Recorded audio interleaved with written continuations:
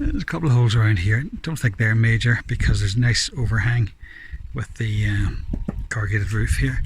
But then as we go on, the overhang gets less and less until you come to this bit where it dodges in about 2-3 centimeters, and then below it you can see kind of like gaps, like all this loose stone fell out of it.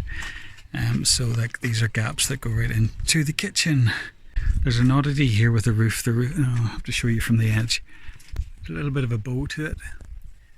See where it goes over the door. There's a little bit of a bow to it. There's the height of the wall plate above the wall, and here we had none. And outside we saw a dip in the wall at this point. So I've jacked it up now. I'm not sure how much I've jacked it. You see, I'd like to jack it a bit more. I'd like to get this joist up. I'd like to get that rafter up and out of the way a bit more, and cut out that wall plate if I can, or replace that section of the wall plate up until here, up until that point there. Don't know how I'm going to manage it, but we'll work that one out yet. The jack and stuff is in the way. I've just got the trolley jack on the floor here. So meantime, up in this corner, so I've cleaned out this kind of bed where the wall plate will sit, and again I'm going to have to find a way of channeling it and tucking it onto the attaching it to the building itself. And then if I get further up here, this you can see a kind of pocket going in here in the woodwork, in the stonework. That's where the old rafter used to be. Now it's completely disintegrated, and there was somebody had put another one alongside it. It wasn't actually nailed in, it was actually just hanging there. I've taken that out. In fact, this is it here, holding up the roof or holding up the jack at the minute. So anyway, there's a number of these kind of cross braces going across, but they are not, they're not attached to anything. I could see that this was nailed down through into the rafter at some point or somehow. And this might be a screw. No, that's not. This might be a screw from the going in from the, or nail going in through from the corrugated roof itself.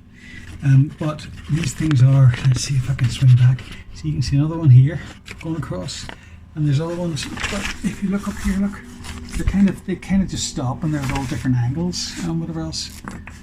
So there's no real rhyme or reason to them. None of them kind of seem to be structurally bonded to the house in any way. Oh, there's a bit of the old rafter there. So if I can get that out, I don't know what's holding it at the other end yet, but if I can get that out and jack up the roof at this point, I should be able to replace that and get the roof into some semblance of alignment outside before I start filling.